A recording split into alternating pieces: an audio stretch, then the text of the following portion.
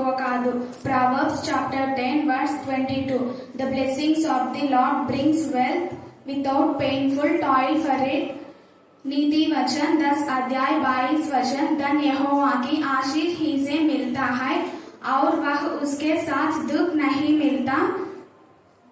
ಜ್ಞಾನಿಯತ್ತು 10 ಅಧ್ಯಾಯ 22 ವಚನ। ಕರ್ತನು ಆಶೀರ್ವಾದವು ಐಶ್ವರ್ಯಮನ್ನುಂಟು ಮಾಡುವುದು, ಅದರೊಂದಿಗೆ ಆತನು ಯಾವ ದುಃಖವನ್ನು ಸೇರಿಸುವುದಿಲ್ಲ. 19వ అధ్యాయము 27, 28, 30 వచనాల వరకు చదువుకున్నాం. పేతురు, ఇదిగో మేము సమస్తమును విడిచిపెట్టి నిన్ను వెంబడించితిమి గనుక మాకేమి దొరుకునని ఆయన అడుగగా, యేసు వారితో ఇట్లనెను, ప్రపంచ పునర్జననమందు మనుష్య కుమారుడు తన మహిమగల సింహాసనం మీద ఆసీనుడై ఉన్నప్పుడు నన్ను వెంబడించిన మీరును 12 సింహాసనముల మీద ఆసీనులై ఇశ్రాయేలు 12 గోత్రముల వారికి తీర్పు తీర్చెదరు. నా నామం నిమిత్తము అన్నదమ్ములనైనను అక్క చెల్లెళ్ళనైనను తండ్రినైనను తల్లినైనను పిల్లలనైనను భూములనైనను ఇళ్లనైనను విడిచి పెట్టిన ప్రతి వాడును 100 రెట్లు పొందును. ఇదిగాక నిత్య జీవము స్వతంత్రించుకొనును. మొదటి వారు అనేకులు కడపటి వారగుదురు, కడపటి వారు మొదటి వారగుదురు. దేవుడి పరిశుద్ధ వాక్యం దీవించి ఆశ్రయించిన మా దేశం బట్టి ప్రశస్తమైన మీ సన్నిధానంలో వధింపబడిన గొర్రెపిల్ల రక్తానికి ఎంత స్తుతించాం కూడా తక్కువే. నిన్నటి నాన్న మేము దర్శించిన నా ప్రభా రత్న వారి గృహాలని మనీ గృహాలు నా తల్లి, అరుణమ్మ జ్యోతి నా ప్రభు నా తల్లి, అలాగనే రాజు వారి యొక్క కుటుంబాన్ని బట్టి నా ప్రభా ఎమ్మెల్యే కుటుంబాన్ని బట్టి కూడా నేను స్తుతిస్తున్నా. వారి కుటుంబాల్లో ఉన్న దుష్ట శక్తులు, దురాత్మల, ప్రేతాత్మల సమూహం నా శరీరంలో గొంతించి పాత్రలకు బంధిస్తున్నారు. దేవా మీకే స్తోత్రం, మీకే స్తోత్రం, మీకే స్తోత్రం, మీకే స్తోత్రం. చిన్న బిడ్డలు అనుదినం చెప్పే లేఖన భాగాలను బట్టి అనేక జీవితాలు మీరు కడుతున్నారు, అందుకు మేము స్తుతిస్తున్నాం. దేవా నూతన ఉజ్జీవ జ్వాల రగిలింపచేయమని ప్రార్థిస్తున్నాం మెస్సయా. చిన్న బిడ్డలకి ఇచ్చిన ఆసక్తి ప్రతి వారికి మీకు దయచేయమని ప్రార్థిస్తున్నాం మెస్సయా. దేవా నూతనంగా రక్షణ పొందే బిడ్డలు పడిపోకుండా ఉండటానికి దేవా నేను ఆధ్యాత్మికంగా బలపడాలన్నా మీ కృపాసాన్ని దయచేయగా. దేవా ఈ వారంలో మీరు చేయబోయే మేలకు ఉపకారాలు అన్నిటిపై కూడా మీకే వందనాలు స్తుతులు స్తోత్రం చెల్లిస్తున్నాం. దేవా మీకే స్తోత్రం, మీకే స్తోత్రం, మీకే స్తోత్రం. అనుదినం మా ప్రభావ మధ్యాహ్నం వేళ రాత్రి వేళ జరిగే ఆరాధనలో మీ సన్నిధి కాంతి మాతో కూడా ఉంచిన విధానం బట్టి కూడా మేము స్తుతిస్తున్నాం తండ్రి. వాక్యం వినడం, చదవడం మా ప్రభా వాక్యం చెప్పడం కాదు కానీ ధ్యానించి ఆ ప్రకారంగా నేను నడవడానికి మాకు నేర్పించమని ప్రార్థిస్తున్నాం. చదువు రాకపోయినా దేవా నీ బిడ్డలు మీరు ఇచ్చిన వాక్శక్తిని బట్టి నీ బిడ్డలు మాత్రమే మీ ఆత్మతో మీరు సాగుతున్న విధానం బట్టి ఎంత స్తుతించా కూడా తక్కువే ప్రభా. స్తోత్రం. ప్రతి ఒక్కరి కష్టార్జిత మీరు దీవించమని ప్రార్థిస్తున్నాం. అలాగే నేను చూడండి నా ప్రభ నా తండ్రి మీకు మహిమకరమైన విధానంలో ఆ యొక్క రెస్టారెంట్ నా తండ్రి మీ నామ ఘనత నిమిత్తమే దేవాది ఆశీర్వాదకరంగా ఉండవునా మీకు ప్రోత్సాహం దయచేయడం ప్రార్థిస్తున్నాం. ఎంతమంది నీ ఎందుకు భయభక్తి గల వాళ్ళు ఒకరిపైన ఆధారపడకుండా కష్టపడి పని చేయాలని అనుకుంటున్నారు, వారి కష్టార్జితం మీరు దీవించండి. స్తోత్రం. మీరు ఆశీర్వదిస్తేనే అది ఆశీర్వాదమైనందుకు మేము స్తుతిస్తున్నాం. అలాగే అనేక మంది నీ పైన ఆధారపడిన బిడ్డలు మీరు ఆశీర్వదిస్తున్నందుకు మేము స్తుతిస్తున్నాం. నాకు ఇచ్చిన అవకాశం బట్టి దేవాలయానికి మొట్టమొదటిగా దేవునికి వందనాలు. మరి దైవజనుల అమ్మగారు కూడా మరి నేను వందనాలు చెల్లిస్తాం. చేరు వచ్చిన మీ అందరు కూడా నాకు వందనాలు చెల్లిస్తాం. మరి నాకు ఇచ్చిన మరొకసారి అవకాశం బట్టి నేను దేవునికి ఎంతగానో పడినాను. ఈరోజు మనం ధ్యానం చేసుకుందాం. మనం కొత్త నిబంధనలో మరి దేవుడు చెప్పిన మాటని మరొకసారి మనం చదువుకుందాం. అంతకంటే ముందు ఒక మాట ప్రార్థన చేసుకుందాం. మహాపరిశుద్ధమైన మా కన్న తండ్రి నీ పాదాలకు వేలాది వందనాలు స్తుతులు స్తోత్రం చెల్లించుకున్నాను. అయా నా తండ్రి గత వారంతా మళ్ళీ ఎంతగానో కంటి చెప్పాలా కాల్చి కాపాడుతున్న దేవానికి స్తుతులు స్తోత్రం. దేవా ఈ 40 రోజులు నా తండ్రి మా నిమిత్తమే ఉన్న తండ్రి ఏ తప్ప ఏ నేరం చేయనప్పటికీ నేను మా నిమిత్తమే అయా 40 రాత్రులు 40 పగలు కాస్త ప్రాంతంతో శరీరం ధరించుకున్నప్పటికీ శరీరాహారం కోరుకున్నాక మా అందరి కోసం నేను శరీరాన్ని నలగొట్టుకున్నాను తండ్రి. అయ్యా మాకు పడాల్సిన దెబ్బలు మీరు పొందినారు. మీరు ఎంతగానో ప్రేమించిన విధానం బట్టి స్తుతిస్తున్నాం తండ్రి. స్తోత్రం ప్రభా. అయ్యా నా తండ్రి మీకే వందనాలు స్తుతులు స్తోత్రం చెల్లిస్తుంది దేవా నా తండ్రి. మరి అనేక మంది బిడ్డలు కూడా మరి చాలా మంది బిడ్డలు కూడా ఉపాస ప్రాంతంలో ఉంటుంటారు, వారందరినీ జ్ఞాపకం చేసుకోతండి. మరి అమ్మగారు కూడా 50 రోజులు నా తండ్రి ఉపవాస ప్రాంతంలో బిడ్డకి బలము శక్తిని ఇస్తూ నేను ఎన్నో గృహాలు దర్శిస్తున్న విధానం బట్టి స్తుతిస్తున్నాయా. మీరు ఎంతగానో వాడుకుంటున్న దేవానికి వందనాలు. ఇక్కడ కర్ణాపేట సంఘంలో కూడా అనేక మందికి అయ్యా మా లాంటి మరి చదువు రాని వాళ్ళకైనప్పటికీనైనా మరి చదువు వచ్చిన వాళ్ళకైనప్పటికీనైనా మరి ప్రతి ఒక్కరు చిన్న బిడ్డల కాంటి పెద్దవాళ్ళ కాంటికి మీరు ఎంతగానో ఏదో విధంగా ప్రతి ఒక్క విధంగా మరి మేము ఆడుకుంటున్న దేవానికి స్తోత్రం మరి దైవజనుల ద్వారా మమ్మల్ని అందరినీ ప్రోత్సాహం చేస్తున్న దేవానికి వందనాలు. ఇదంతా నీ కృప నీ దయవలని మమ్మల్ని నడిపిస్తున్నాం. నేను నమ్ముచున్నాం, విశ్వసిస్తున్నాం దేవా, స్తుతిస్తున్నాం దేవా. మీకేమైనా మమ్మల్ని ప్రభావం తెలుస్తున్నారు వాక్యం చెప్పుతున్నాం. అయ్యా మీరు మాకు తోడుగా ఉన్నారు ప్రభావ. మా నోటిని పూర్వగా వాడుకొని మాకు పరిశుద్ధాత్మ మాకు సహాయంగా పెట్టమని ప్రార్థిస్తున్నాం. తండ్రి నీకు స్తుతి స్తోత్రం చెల్లించుకుంటూ నేను ఇక్కడ చేరిన ప్రతి ఒక్కరిని దీన్ని ఆశీర్వించమని దగ్గర చేస్తామని ప్రార్థించాడు వేడుకుంటుంది నమ్మ తండ్రి. ఆమేన్. మత్తయి సువార్త 19వ అధ్యాయము 27 నుండి మనం విన్నాం కదా. మరొకసారి మనం చదువుకుందాం. పేతురు, ఇదిగో మేము సమస్తమును విడిచిపెట్టి నిన్ను వెంబడించితివి గనుక మాకేమి దొరుకునని ఆయనను అడగగా యేసు వారితో ఇట్లనెను, ప్రపంచ పూర్ణ జనమందు మనుష్య కుమారుడు తన సింహాసనం గల తన మహిమ గల సింహాసనం మీద ఆసీనుడై ఉన్నప్పుడు నన్ను వెంబడించిన మీరు 12 సింహాసనముల మీద ఆసీనులై ఇశ్రాయేళ్ల 12 గోత్రముల వారికి తీర్పు తీర్చుడు. చాలు. ఇక్కడ చూడు, మరి ప్రభువైన యేసుక్రీస్తు వారు మరి ఎంతో ప్రేమించి మరి శిష్యులతో చెప్తున్నాడు అనమాట. శిష్యులను 12 మందిని దేవుడు ఏర్పరచుకున్నాడు కదా. మరి వారిని అంటున్నాడు అనమాట. వారు అడుగుతున్నారు అంటే వారు కూడా మరి అనేక మంది మరి ప్రభువైన యేసుక్రీస్తు వారి లోకానికి ఒక మానవునిగా వచ్చినప్పుడు మరి 33.5 సంవత్సరములు ఈ భూమి మీద బ్రతికున్నాడు. ఆయన 3.5 సంవత్సరాలు మాత్రమే పరిచర్య చేసినట్టు మనం చూస్తున్నాము. ఆ 3.5 సంవత్సరాల్లో మరి వీళ్ళకి కొంతమంది 12 మందిని ఏర్పరచుకున్నాడు. ఆ 12 మంది మరి ప్రతిరోజు దేవుని వెంబడి తిరుగుతూ ఆయన వాక్యంలో ఆయన చేసే అద్భుతంగా ఆశ్చర్యకారంగా చూస్తూ మరి విన్నవారు అనమాట. వీరందరూ వినే ఆయన వెంబడిస్తున్నారు అనమాట. వెంబడిస్తున్నప్పుడు వీరు మరి 12 మంది శిష్యులు అంటే మరి కొంతమంది తల్లిదండ్రులను వదిలిపెట్టి వచ్చినారు. కొంతమంది మరి పేతురుకైతే భార్య ఉంది, భార్యను కూడా వదిలిపెట్టి దేవుని వెంబడించినట్టు మనం చూస్తున్నాం. మరి కొంతమంది అక్కయ్యలను అన్నదమ్ములను వీరిని అందరినీ విడిచిపెట్టి దేవుని వెంబడిస్తున్నారు అనమాట ప్రభువైన యేసుక్రీస్తు వారిని.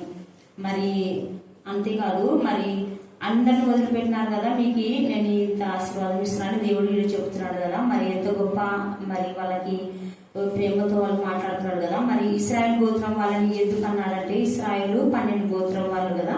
వాళ్ళని ఎందుకు అన్నారు, వాళ్ళకి తీర్పు తీర్చు మీరని ఎందుకు అన్నారంటే వాళ్ళు మొదట వాళ్ళు అనమాట. అంటే వీళ్ళు పేతురు వీళ్ళందరూ శిష్యులు ఉండకముందు, యేసు ప్రభు రాకముందు వాళ్ళు పూర్వీకులు ఉన్న వాళ్ళు తండ్రి అయిన దేవుడు మరి ఉన్నప్పుడు వారందరూ మొదటి వారు అనమాట. మొదటిగా ఉన్నప్పుడు ఇశ్రాయేల్ ప్రజల్ని దేవుడు ఎంతో ప్రేమించినాడు. వాళ్ళని ప్రేమించి ఒక బానిసలుగా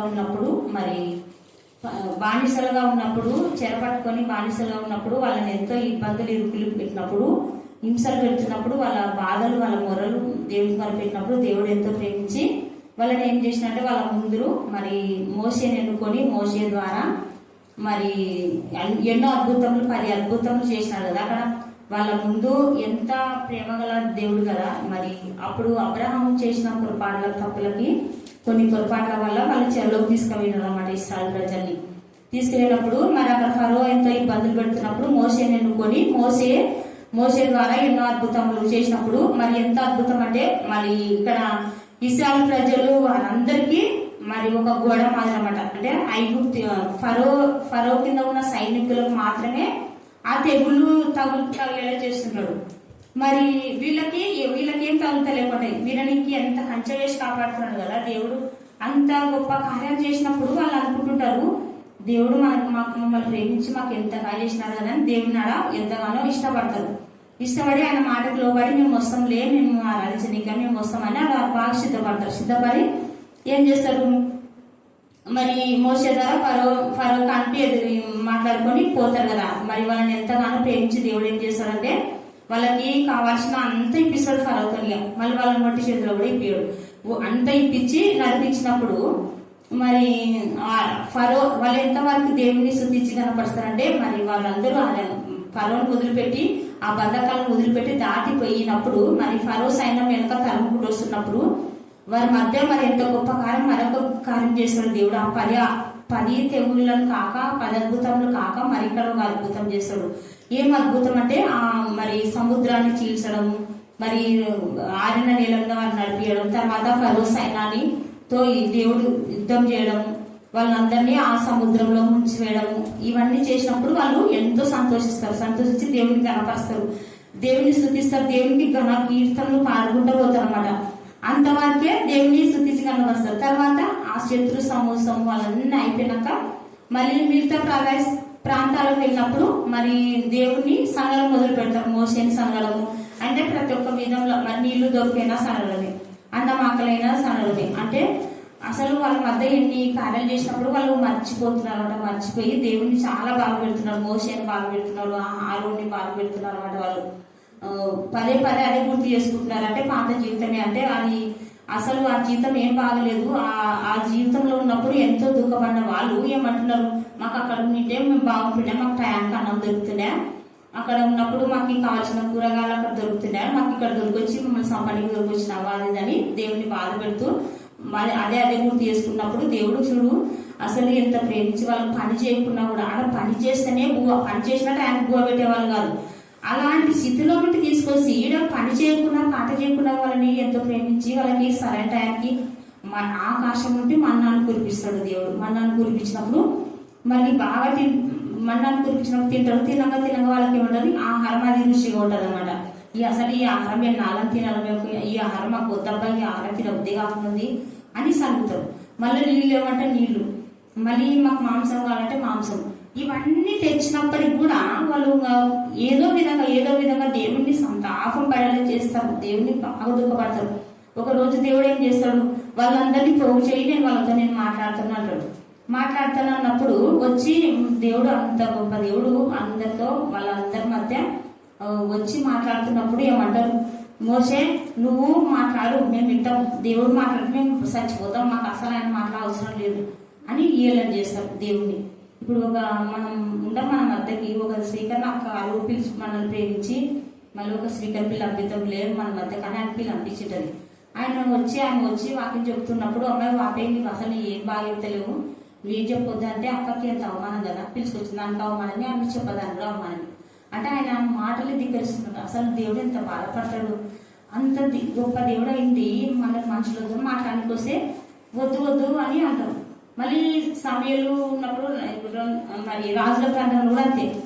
సమయాలు మాకు దేవుడే రాజుగా ఉంటాడు. అంటే అప్పుడు కాలంలో మోసే నాయకంగా పెట్టుకున్నాడు, తర్వాత హారోను ప్రవక్తగా పెట్టుకున్నాడు, మరి తర్వాత ఈ సమయాలు ప్రవక్తగా పెట్టుకున్నాడు, దేవుడు రాజుగా ఉంటాడు. అప్పుడు దేవుడు ఉన్నప్పుడు రాజుగా అంటాడు, సమయంలో మాకు రాజు, మాకు ఆ దేవుడు వద్దు, మాకు రాజు, మాకు మనిషి కావాలి, మా మధ్యలో ఒక మనిషి కావాలి, మాకు రాజు అంటారు. అంటే దేవుని వద్దు అనుకుంటారు, మనుషులనే కోరుకుంటారు. అంటే ఈ మనుషుడు ఏమడుగుతాడో అర్థం కాకుండా అడిగి మళ్ళీ బాధ పెడుతుంటారు అనమాట. అందుకే వాళ్ళంతా మొదటగా పుట్టినప్పటికీ మొదటగా దేవుని స్వరం విని అసలు ఆయన ఆయన ప్రేమమాడి ఎంత కృపగలవాడు కదా, పగలు మేఘ సమమై రాత్రి అగ్ని సమమై వాళ్ళని ఎంత ప్రేమించి నడిపించినాడు. వాళ్ళకి చెప్పులు అరిగిపోకున్నట, బట్టలు పాతగిలిపోకున్నట, ఎంత అన్నొట్టు చేసినప్పటికీ వాళ్ళు దేవుని సనుకుంటూ బాధ పెట్టి దేవుని ప్రేమించలేదన్నమాట. అసలు దేవుని ప్రేమించలేదు. అందుకే వాళ్ళని తీర్పులేకి తీసుకొస్తున్నాడు అనమాట. తీర్పులేకి ఇచ్చేవారుగా ఉన్నారు. అంటే వాళ్ళు లెక్క కంటే వాళ్ళు ఫస్ట్ వాళ్ళు కాబట్టి దేవుని మాట వింటే వాళ్ళకి ఎలాంటి ఆశ్రయం ఇస్తుందో దేవుడు ఆయనకే తెలుసు. కానీ వీళ్ళైతే మంది ఉన్నారు. ఇప్పుడు కొత్త నిబంధనలు యేసు ప్రభు కాలంలో ఉన్న వాళ్ళు ఏం చేస్తున్నారంటే యేసు ప్రభు 12 మంది శిష్యులు ఏర్పాటు చేసుకున్నప్పుడు మళ్ళీ వాళ్ళు దేవుడి మాట ఎంత చక్కగా విన్నారు, ఆయన మాటకు లోబడి ఇప్పుడు దాని కొడితే ఇప్పుడు సముద్రం కాడిపోయి పేర్చి వాళ్ళని పిలుచుకుంటే వచ్చేస్తారు.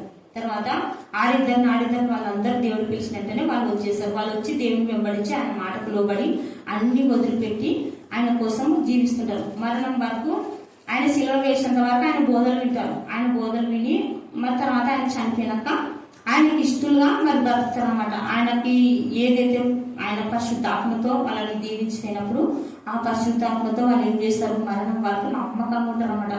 వాళ్ళు ఇక్కడ ఇశ్రాయేలు ప్రజలు చేసిన తప్పులకి వాళ్ళు శిక్షలు పొందుకొని చనిపోయినారు.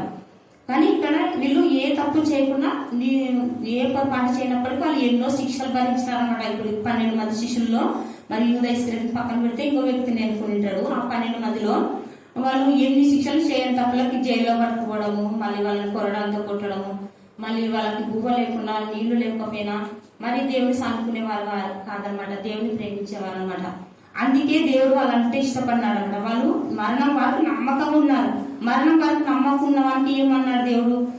జీవ కిరీటం ఇస్తాడు. కాబట్టి ఆ జీవ కిరీటం పొందుకున్న అర్హత వీళ్ళకు ఉంది. వీళ్ళకి ఎంత గొప్ప కిరీటం తీసిపెట్టినాడు కదా, సింహాసనంలో తీసిపెట్టినాడంట. అంటే పౌలు అయితేనేమి, ఇక్కడ స్టెఫన్ అయితేనేమి, ఇంకా చాలా మంది మీరు అనేకులు నన్ను వెంబడించిన అనేకులు అన్నాడు కదా దేవుడు. అక్కడ అన్నాడు కదా దేవుడు, నన్ను ప్రేమించిన వారిని ఆస్తికర్తలుగా చేయదును, వారి నిధులను నింపుదును అన్నాడు కదా. అందుకే అక్కడ వీళ్ళు ఈ లోకపరమైన ఏం కోరుకుంటారు అనమాట, దేవుని మాట కోసమే బ్రతికినారనమాట. అందుకే దేవుడు వాళ్ళకి తీర్పు లేకంటే వాళ్ళకి అంటే తీర్పు తీసే వాళ్ళంటే మనకంటే ఎక్కువ వాళ్ళే కదా, నాయకులు మనకంటే గొప్ప వాళ్ళే ఉంటేనే కదా మనకు తీర్పు తీసేది. కాబట్టి వాళ్ళందరికి తీర్పు లేకంటే అంటే వీళ్ళకి తీర్పు లేక ఎందుకు వస్తారు అప్పుడంటే వాళ్ళు కొన్ని మంచి పనులు చేసినారు, కొన్ని చెడ్డ పనులు, వాళ్ళు అన్ని బయట పెట్టి వాళ్ళకి తీర్పు అనమాట. మీరు ఈ పనులు చేసినారు, మీకు ఇట్లా చేసినారని వాళ్ళకి తీర్పు తీసనికి అనమాట. అలా తీర్పు తీసి వాళ్ళకి తీసనికి వీళ్ళని పెట్టుకుంటాడు దేవుడు. మరి మళ్ళా ఇప్పుడు వీళ్ళు కొంతమంది సేవకులు కూడా ఉన్నారు. ఇప్పుడు చాలా మంది సేవకులు అత సాక్షులైన మరణం వరకు మరి నమ్మకంగా పరిచయం చేసి అత సాక్షులైన వారు కూడా చాలా మంది ఉన్నారు. మన ఇప్పుడు ఈ పరంగా కూడా చూస్తే మరి మణిపూర్ లో కూడా చాలా మంది బిడ్డలు మరి ఎంతమంది కదా, అసలు తల్లిదండ్రులు ఎదురుగా బిడ్డని రేపు చేస్తున్నప్పుడు, మరి తర్వాత కొడుకుల అవయవాలు పోస్తున్నప్పుడు ఎంత బాధ అసలుకి. అయినప్పటికీ వాళ్ళు దేవుని దూషించలేదు, దేవుని పాలు పెట్టలేదు, దేవుని ప్రేమించే మేము దేవుని కోసమే బ్రతుకుతాము, ఎవరిని మమ్మల్ని చంపేసినా మా పిల్లలు చంపేసినా మేము దేవుని కోసమే బ్రతుకుతామని వాళ్ళు నమ్మకంగా వాళ్ళు దేవుడిని స్తుతిస్తారు, దేవుని కనపరిచేవారుగా వాళ్ళు ఉన్నారు. కాబట్టి వాళ్ళందరూ కూడా ఇక్కడ వింటారు, దేవునికి ఇష్టమైన దాంట్లోకి వింటారు అనమాట. దేవుడు గొప్ప తీర్పులేక వాళ్ళు గొప్ప దాంట్లోకి వింటారు, గొప్ప ఆశీర్వాదాలకి వాళ్ళు వింటారు. కాబట్టి అందుకే అన్నాడు, మొదటి వాళ్ళు కడపటి వాళ్ళు అవుతారు. కడపటి వాళ్ళు మొదటి వాళ్ళు అంటే మొదటి వాళ్ళు ఇశ్రాయేలు ప్రజలు మరి కడపటి దాంట్లోకి వస్తున్నారు. వాళ్ళు మరి వీళ్ళు కడపటి పుట్టిన వాళ్ళు మొదటి లేని వాళ్ళు పోయినట్టున్నాం. మనం ఇక్కడ ఇది చూసుకుంటే మరి యూదా ఇస్కరియోతు మరి ముందు మారు మనసు పొందుకొని దేవుని ఎంబడి ఉండేవాడు కదా. మరి తర్వాత మగ్దలేని మరియ వస్తుంది. మగ్దలేని మరియ మరి యేసు ప్రభు సీమోని ఇట్లా భోజనం చేస్తున్నప్పుడు అక్కడ ఆయన అత్తరు తీసుకొని వచ్చి ఆయన పాదాలకు కూర్చున్నప్పుడు వాళ్ళు ఏమంటారు, యూదా ఇస్కరియోతు ఇది ఎందుకు వేస్ట్ చేస్తున్నావు, దీన్ని అమ్మి పేదలకు తీసుకురా, చాలా ఎక్కువ విలువ పడుతుంది అని అంటాడు. అని అంటే అక్కడ ఏం చేస్తాడు దేవుడు, అక్కడ ఆయన నోట్ చేసుకోదు, దేవుడే నోట్ చేసుకుంటాడు. అంటే ఆయన అంటే ఎన్నుకుంటూ వచ్చినా కూడా దేవునికి ఇష్టం రాలేకపోతుంది. ఈ మాకు ఘనమైన కార్యం చేస్తుంది, నువ్వు ఎందుకు అట్లా నువ్వు ఆయన జోలికి పోతు అంటాడు. అట్లా అంటే ఆయన కూడా అవన్నీ అని తను అనుకుంటున్నాడు, నేను మంచి మాట్లాడుతున్నాలే అనుకుంటున్నాడు అనమాట. మనం కూడా కొన్ని అనుకుంటాం కదా, మనకు మంచి చేస్తున్నాంలే మనం అనుకుంటాం. మరి కొంతమంది సేవకులు కూడా ఉన్నారు కదా, వాళ్ళని కూడా దేవుడు ఏమంటాడు, లాస్ట్కి తీర్పు లేకున్నప్పుడు ఏమంటాడు, మీరు దేవా మేము ఎందుకు నరకం లేకపోతాం దేవా అంటే, మేము నోటి చేసినాం కదా దేవా, మీ నామం దెయ్యం నిలగొట్టినాము, మీ నామంలో అద్భుతం చేసినాము, అన్న భాషను మాట్లాడినాము కదా దేవా అంటే, మీరు ఎవరో నాకు తెలియదు, అక్రమం చేయవాలని నా ఎదురు తొలిపని అంటాడు. ఆ మాట ఎందుకు అన్నాడంటే, చాలా మంది బిడ్డలు అంటే దేవుడు చెప్పినాడు, మీరు నాకన్నా ఎక్కువ అద్భుతాలు చేయడానికి చెప్పినాడు అని దేవుని మాటనే అది. కానీ వాళ్ళు ఏం చేసినారంటే వాళ్ళని కనపరుచుకున్నారు అనమాట, దేవుని కనపరచలేరు, దేవుడిని కనపరిచే విధంగా చేస్తలేదు. ఇప్పుడు మనం గుర్తి అయినప్పుడు ఏం చేస్తాం, అయ్యగారు పండించా నాకు ఈ గర్భం నిలబడడం అంటే దేవుడిని మెచ్చుకోం అనమాట. అది ఆ శాలలో ఇసుక తెచ్చుకుంటే మాకు ఇట్లా చల్లుకుంటే పంట బాగా వచ్చిందట. అంటే ఇసుకని లోకంలో ఉన్న వారిని ఆ మనుషులను కనపరచుకుని దేవుడు కార్యం చేసేది, దేవుడిని కనపరచకుండా మళ్ళీ వాళ్ళని కనపరుస్తున్నారు. ఇప్పుడు ఈ మగ్దలేని మరి కూడా శిష్యులతో కూడా మాట్లాడవచ్చు కదా, చక్కగా శిష్యులను అడగచ్చు, ఇట్లా దేవుడికి ఆడిపోతాను, నేను ఇట్లా చేస్తాను, చేతిన పోతాను వచ్చు కదా. ఆమె ఎవరు పట్టించుకోలేదు, దేవుని చూసుకొని దేవునికి అడిగిపోయి ఆయన పాలన మీద పడి ఆయనకి చేసేది చేస్తుంది అనమాట. అట్లా దేవుని కొంతమంది దేవుని కనపరిచే వారు ఉన్నారు, వాళ్ళని దేవుడు వేసి మరణం వరకు నమ్మకం ఉండేలా పరిశుద్ధాత్మని సహాయంగా పెడతాడు. మరి కొంతమంది ఏం చేస్తారంటే, ఆయన పలానా మాకు ప్రార్థన చేసింటే బాగైంది, ఆయనకి తీసుకోవాలి అది తీసుకోవాలి అంటుంటారు. కానీ దేవుడు మమ్మల్ని ఆయన ద్వారా బాగా చేసినాడు అని అన్నాడు.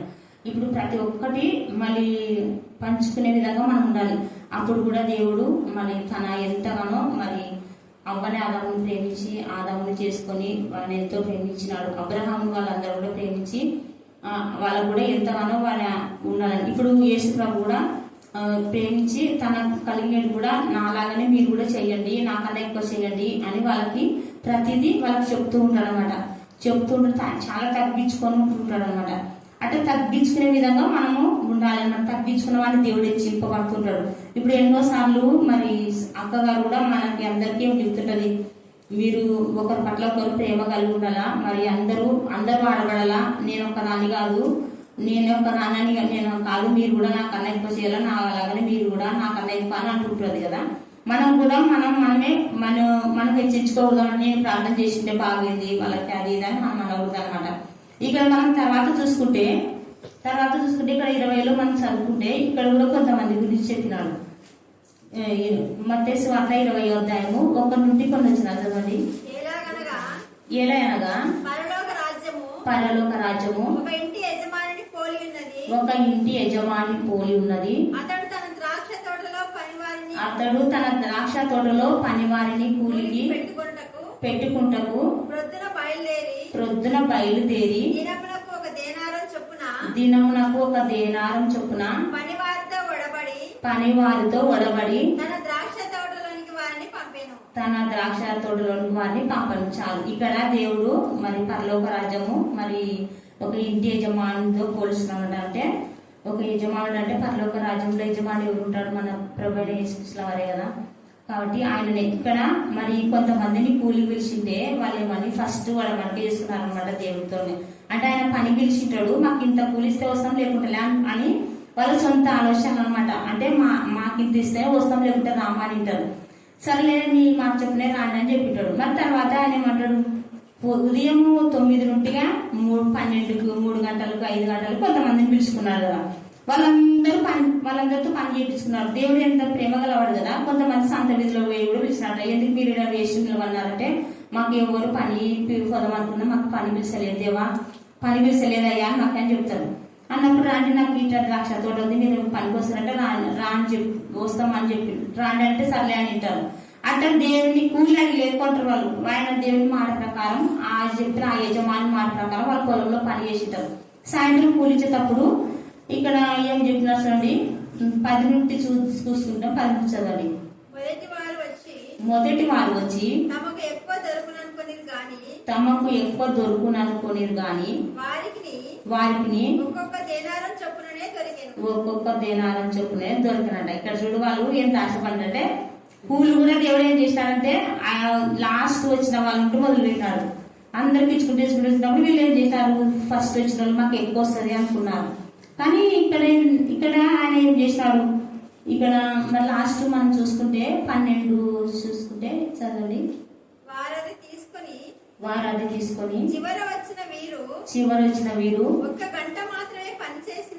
1 గంట మాత్రమే పని చేసినను పగలంతయు కష్టపడి ఎండ బాధ సహించిన మాతో వారిని సమానం చేసితివని ఆ ఇంటి యజమాని సనుకున్నారంటే. వీళ్ళు కూడా చూడు, మరి వీళ్ళు సనగడంలో తప్పు ఉందే లేదా?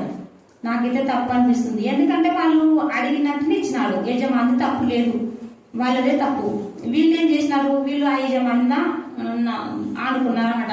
నీ ఇష్టమే తన్నయ్యి, మాకు పని దొరికితే చాలా అని విన్నారు. అందుకే దేవుడు ఆ యజమాని జాలిబడి ప్రేమ కానీ అంత వాళ్ళతో పాటు చేసినాడు అనమాట. వీళ్ళు ఏం చేసినారు, సనుకుంటున్నారంట. అంటే మనం కూడా చాలా సార్లు మనం రైతుల ఇంటి కాడికి వస్తే మనం కూడా పెట్టి డిమాండ్ చేస్తుంటాం కదా, అమ్మ మాకు పనికి రాలంటే ఏ దిశ కూలి అంటే ఎంత వెళ్ళమ్మా అంటే ఇట్లా 10 మంది కాదమాకంటే మాకు ఇంత చూడు నీ ఇష్టమో అంటే ఇప్పుడు పంటలు సర్లేమ్మా అంటే రాడమ్మా అంటే మాకు ఈడ ఇంటి కాడికి అట్ట రావాలి చూడు, మనం నర్సం చూడు అంటారు. మళ్ళీ తర్వాత చేను కడవేనక ఏమంటారు, చేనులో తిన్నాక ఏమన్నా ఇట్లా పిలిస్తే ఈడ చూస్తే ఎన్నొట్టు ఉండవి పని ఉంది మాకు గిట్టలబ్బా మేము చేయమంటే ఎందుకమ్మా అంటారు, చేయండి అమ్మా మీరు ఇట్లా మీకు ఇచ్చినాక మీకు చెప్పిన కడిపిస్తాను కదమ్మంటే లేదు మాకు గుత్తకి అంటారు. అంటే గుత్తకి సర్లేమ్మా గుత్త తీసుకోండి ఎంత సంచి అంటే ఇంత ఎంత లేకపోతే రామేమో అని అంటారు. మరి తర్వాత తింటున్నాక లాస్ట్కి అన్న మేము పడలే, మాకు కూలి పడదు లేకపోయి కూలి అంటారు. అసలు ఎంత మొండి చేస్తున్నారంటే అంత మొండి చేస్తున్నారు. మరి కూలీలు మాకు వెంటనే కావాల్సిన నీ ఇష్టమో మేము అసలుకి మాకు సాయంత్రం కల్లా కూలి కావాలా అని ఇబ్బంది పెడతారు. అసలు రైతులని చాలా బాధ పెడుతున్నారు. అసలు అర్థం కావడం లేదు. అసలు వాళ్ళు పంట పండించుకొని అమ్మ మాకు గిట్టదమ్మ మా కూలీలోకి వస్తే చాలు ఎందుకు ఇచ్చి పెట్టుకోవాలో పంట నన్ను పిలుచుకున్నాము అని వాళ్ళు అనుకుంటారు. కానీ మాకు తెలియదు, నువ్వు ఏమన్నా చేసుకో, ఎట్లా పడేసుకో, నువ్వు ఎట్లా దుక్కు, మాకు కూలి కావాలి అంటారు. అసలు అంత చేసినప్పుడు ఇప్పుడు చాలా మంది టమాటా పండ్లు కానీ చోళకాయలు కానీ వాళ్ళు ఎంతో కష్టపడి చేస్తుంటారు కదా, అసలు అవన్నీ పాడేస్తున్నారు. అసలు వీటికి వచ్చి చూస్తే ఆ పనకాడ వాళ్ళ కాడ చూడుకొని మార్కెట్లా వాళ్ళు 50 రూపాయల కంప 20 రూపాయల కంప అంటే వాళ్ళు అంటే ఎంత కష్టపడి తెంపుకొచ్చుంటారు. వీళ్ళని ఆ పరసలకు శాలంగా కొనుక్కొని అమ్ములు అమ్ముకుంటారు 20 రూపాయల కేజీ 10 రూపాయల కేజీ. వాళ్ళకి అసలు వాళ్ళు అంటున్నారు ఆ పరసులే చేను కొంటున్నారు, బంగారం కొంటున్నారు, రైతులు బంగారం అమ్ముకుంటున్నారు, చివరికి మందు దాసి వస్తున్నారు అని అంటున్నారు. అంటే ఇక్కడ కూలీలు ఇబ్బంది పెడుతున్నారు, వ్యాపారస్తులు ఇబ్బంది పెడుతున్నారు. అంటే మనం బుద్ధులు ఆడుకొని ఒకరి జాలి లెక్క కనికరం లెక్క మనం దేవుడు అది కోరుకుంటున్నాడు. దేవుడు కోరుకుంటున్నది ఏంటి? కనికరమును కోరుకుంటున్నాడు. ఆయన మనల్ని మనం ఏ మాత్రం అర్హత లేని మన కోసం ఆయన ప్రాణాలు పెట్టాడు. ఆయన ఎవరైతే అన్నాడు కదా, ఆయన నన్ను ప్రేమించిన వాళ్ళ ఆస్తికర్తలుగా చేద్దాను. దేవుని సెలవు లేదు బాగుపడదు. ఎంతన్నా బాగా ఇప్పుడు ఏది నట అనిపిస్తుంది నీకు, తర్వాత నీకు ఏదో విధంగా ఉన్నప్పుడు అప్పుడు ఎవరు నీకు సాయం చేస్తారు. కాబట్టి అంత డిమాండ్గా మనం కూడా ఉండవు ఎక్కడ మీద కూడా. ఇక్కడ వీళ్ళు దేవుడి మీద అనుకున్నారు కాబట్టి దేవుడు సాయం చేసినారు. వీళ్ళు అనుకున్నారు ఆయన తొట్టిస్తారని ఏంటన్నా ఏం లేవు అనుకున్నారు. మనం కూడా ప్రతిదీ దేవుడి మీద అనుకుంటే దేవుడు ఖచ్చితంగా మనకి సహాయం చేస్తాడు. ఆయన నమ్మిన వాడిని ఎప్పుడు సిగ్గుపరచనివాడు. మరి ఎప్పుడు మనల్ని ఎప్పుడు బాధపడుతుంటే చూసుకుంటూ ఉండేవాడు కానే కాదు అసలు మన దేవుడు. అసలు ఒకరి పట్ల ఒకరు ప్రేమ లేకపోతుంది. ఒకరి పక్కలో మన దేవుడు ఏమన్నాడు? హృదయ శుద్ధి గల వారి తండ్రులు వారు దేవుడిని చూసేద్దరు అన్నారు. మనం హృదయం పరిశుద్ధంగా లేకపోతే మనం ఎన్ని ప్రార్థనలు పోయినా ఎక్కడ వాసనలు ఉన్నా కూడా వేస్టే కదా. మన హృదయం చక్కగా ఉండాలంటే ఆయన వాక్యమును మనం చేద్దాం వాక్యసారం నడుచుకున్నప్పుడే మన హృదయం పరిశుద్ధంగా ఉంటుంది. ఇప్పుడు స్థానాల కడకొట్లాడడం, చేనుల కడకొట్లాడడం ఇవన్నీ జరుగుతున్నవి. అసలు దేవుడికి విరోధమైన పనులు. మనం అనుకుంటున్నాము మనకు నోరు ఉందిలే, పొలం ఉందిలే, మన కొడుకులు ఉండరులే, కొట్టి రావచ్చామని ఎవరు కొట్టినా వాళ్ళని ఇవ్వడం అడుగుతులేడని మనం అనుకుంటున్నాం. దేవుడు ఏమన్నాడు? మీరు ఒక బట్ట తీసుకొని వాడు కుదబెట్టినప్పుడు వాడు తిరిగి బిగియకుంటే వాడు రాత్రి అంతా చలికి బాధకున్నప్పుడు వాడిని మొరపెట్టారు కదా. నాకు నేను జాలగల దేవుని కదా, నేను చూసుకుంటున్నానా, వాడిని మొరైనప్పుడు ఉంటానా నేను అంటున్నాడు. కాబట్టి అంత ఒక బట్టకే దేవుడు అంత అంటున్నాడు. మనం ఎన్ని కొట్లాడుకుంటున్నాం అసలుకి ఏం అర్థం కాకుండా అసలు తెలుసుకోకుండా మనం నష్టపోతున్నాం, చాలా ఆగమైపోతున్నాం, మనకే నష్టం అది. కాబట్టి దేవుడు ఇక్కడ యజమాని మీద ఆనుకున్నందుకు వాళ్ళకి మంచి పుల్లు దొరికింది, ఆనందంగా సంతోషంగా ఇంటి పెట్టరాలు.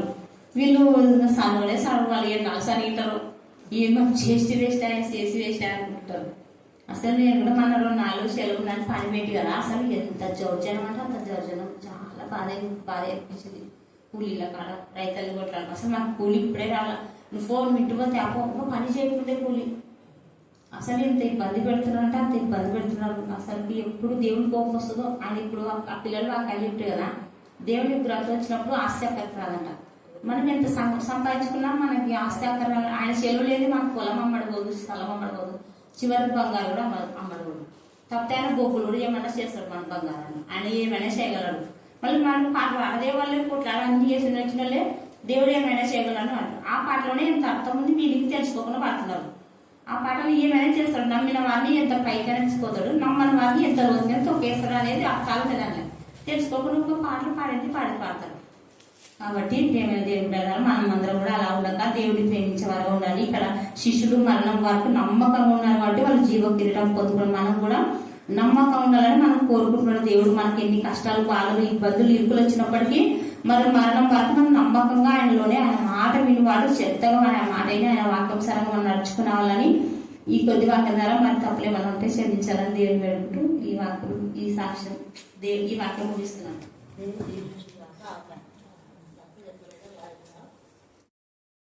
నాయన జీవము గల గొప్ప దేవ, నీకు స్తుతి స్తోత్రములు నాయన. నీ కృప చేత గడిచిన నేటి దినములంతా కూడా మమ్మల్ని అందరినీ కాపాడి రక్షించిన దేవా, నీకు స్తోత్రములు నాయన. ఈ యొక్క సన్నిధి నానములో నా తండ్రి కరుణాపీఠములో నాయన మీరు కరుణామయుడుగా ఉండి కరుణించి నాయన నేను ఒకప్పుడు బలహీనముగా ఉన్న నన్ను బలపరిచి సంపూర్ణమైన ఆరోగ్యమునిచ్చి మరలా నీ చిత్తంలో ఇక్కడ చేర్చినందుకు నీకు వేలాది వేల వందనములు నమస్కారములు నాయన. నా శిరస్సు వంచి నీ బంగారు పాదాలకు నమస్కారములు నాయనా. జీవము గల గొప్ప దేవానికి వందనాలు, స్తుతులు, స్తోత్రములు, స్తోత్రములు నాయనా. ఇంతవరకు నా తండ్రి నీ దీనదాసురాల్ని నిలువబెట్టుకొని పరిశుద్ధాత్మ తండ్రి మాతో మాట్లాడిన ప్రతి మాట కూడా నైనా వాక్యము, నీ వాక్యమే బ్రతికిస్తుంది నాయనా. నీ వాక్యము బాధల్లో నెమ్మదిని కలగజేస్తుంది నా తండ్రి. నీకు స్తుతులు, స్తోత్రములు నాయనా. మా త్రోవలకు నీ వాక్యము వెలుగై నడిపిస్తుంది నాయనా. జీవము గల తండ్రి నీకు స్తుతులు, స్తోత్రములు, స్తోత్రములు నాయనా. పరిశుద్ధుడానికి వందనాలు, నమస్కారములు నాయనా. గొప్ప దేవా నీకే స్తుతి నాయనా. స్తుతి తండ్రి, స్తుతి నాయనా. గొప్ప దేవ, ఇక్కడ ఉన్న ప్రతి బిడ్డ పైన మీ హస్తం ఉంచండి నాయన. మీ గాయపడిన హస్తం ఉంచండి నా తండ్రి. ఎవరైతే నా తండ్రి నమ్మి బాప్తిస్మము పొంది ప్రభు బల్లలో చేయి వేస్తారో వారే నాకు ఇష్టలన్నావు నైనా. నాకివ్వ మీకు మరి కలిసి ఉంటామన్నావు నైనా. నిత్య రాజ్యములో స్థానం ఉంటుందని సెలవిచ్చిన దేవానికి స్తుతులు, స్తోత్రములు నైనా. నీ యందు ఉన్న వారి యందు